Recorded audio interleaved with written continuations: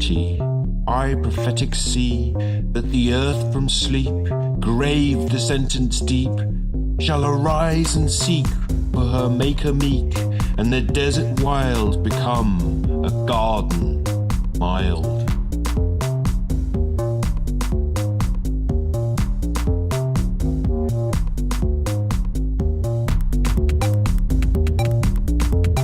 In the southern clime, where the summer's prime never fades away, lovely like a lay. 7 summers old, lovely like a told, she had wandered long, hearing wild birds' song.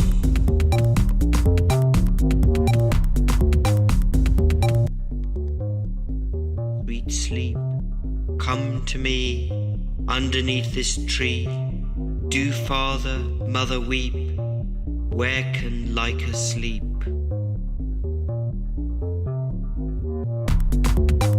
Lost in desert wild is your little child. How can like her sleep if her mother weep? If her heart does ache, then let like her wake. If my mother sleep, like her shall not weep.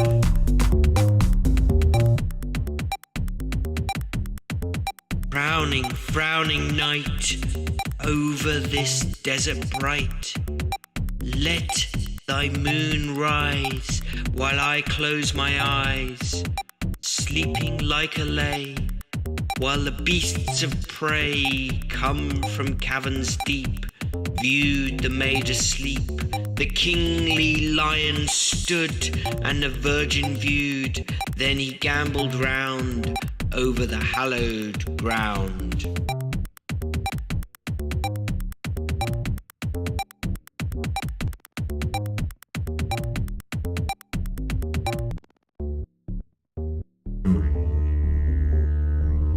Leopards, tigers play round her as she lay, while the lion old bowed his mane of gold, and her bosom lick, and upon her neck from his eyes of flame ruby tears there came.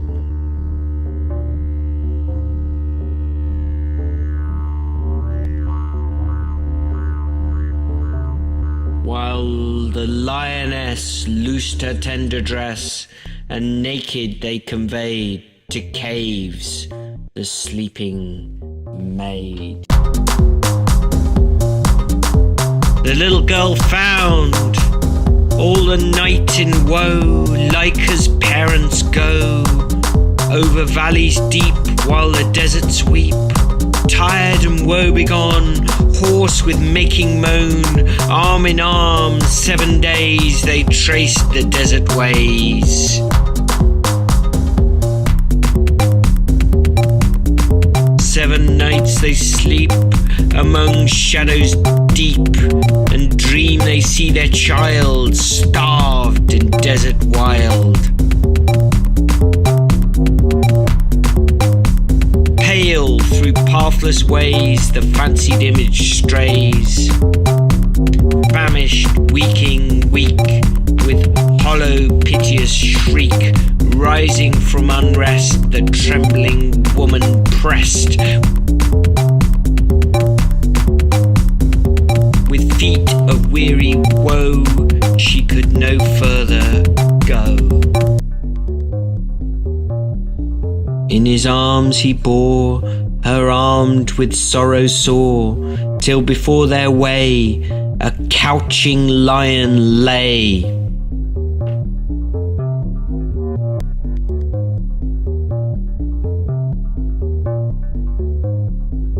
Turning back was vain, soon his heavy mane bore them to the ground. Then he stalked around, smelling to his prey, but their fears allay, when he licks their hands and silent by them stands.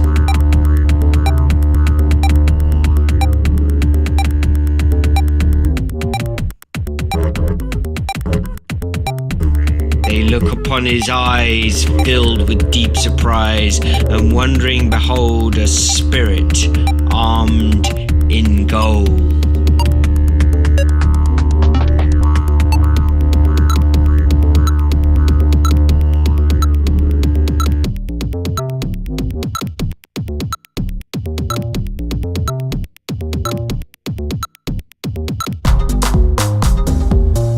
On his head a crown, on his shoulders down glowed his golden hair, gone was all their care.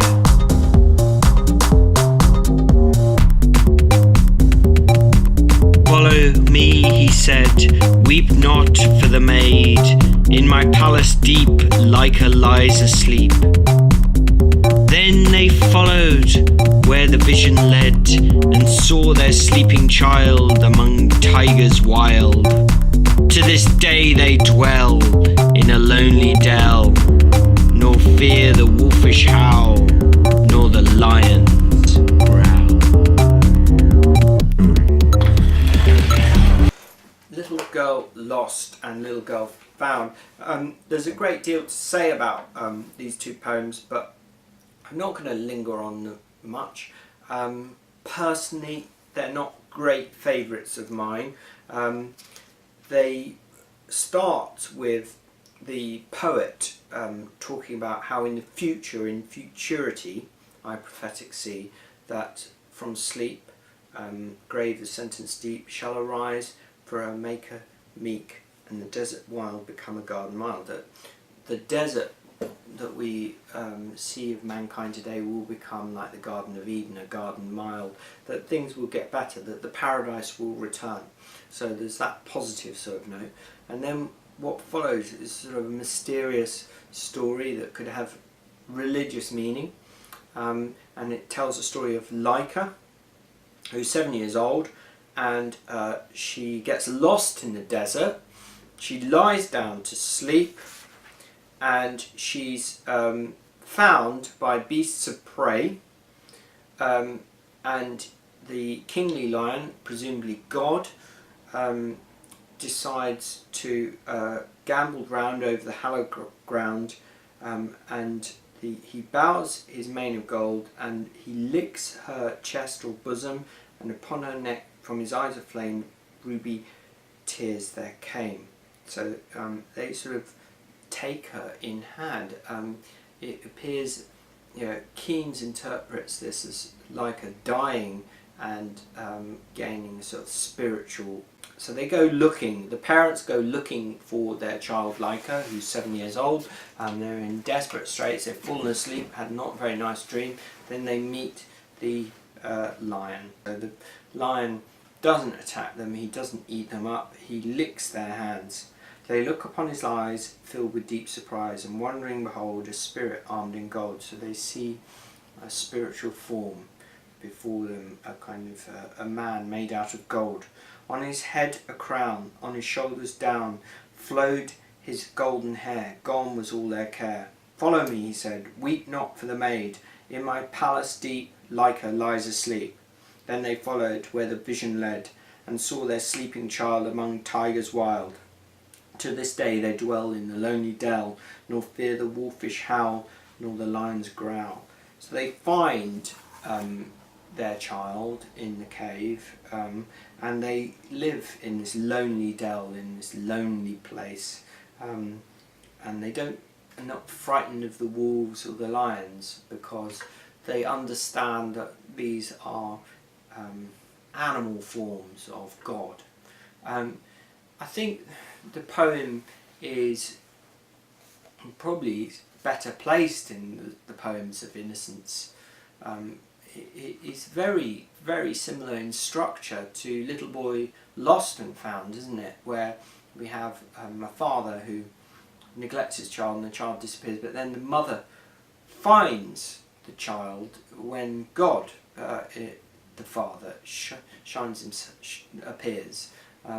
And here we have a similar idea. Lyca sort of disappears, leaves her parents, gets taken in by a lion, and then the parents go looking for Lyca, find the lion who they're terrified of, but it turns out the line is essentially God, and they live sort of happily ever after in this sort of spiritual state. So we have a kind of similar structure, a similar kind of ballad form, 4-line verses. Little Girl Lost and Little Girl Found is much longer than Little Boy Lost and Found, but we have a similar idea of lost children. I suppose there's a much more interesting piece to be written about, or you could give a presentation on, about the lost children in Blake, because his poems are full of lost children, children who disappear. Remember A Dream. We've got the Emmet, the ant, who has lost her children. She's sort of strayed from home. She's bewildered, and she has to get the glowworm's help to get home. That's from the Songs of Innocence, A Dream. And we have another poem later on in the Songs of Experience, which is another sort of little boy lost poem. We've got the Vagabond, the Little Vagabond, which is essentially about lost child. And we have the Nurse's Song that indicates children aren't literally lost, but they're lost in the sense that they're living in a kind of miserable world. And then we also have the Holy Thursday in Songs of Innocence, so Songs of Experience, where the children are lost in poverty. And then, of course, perhaps most famously, we have London, where the situation for children is absolutely desperate, isn't it? That, you know, we'll see it later on, but, you know, babies born with syphilis, but babies born with venereal disease, they are, you know, their health is lost. So there's a very interesting sort of piece to be sort of explore the nature of these lost children and Blake's view on them. Perhaps these two poems are not typical of the Songs of Experience, because essentially there's a kind of happy ending, isn't there?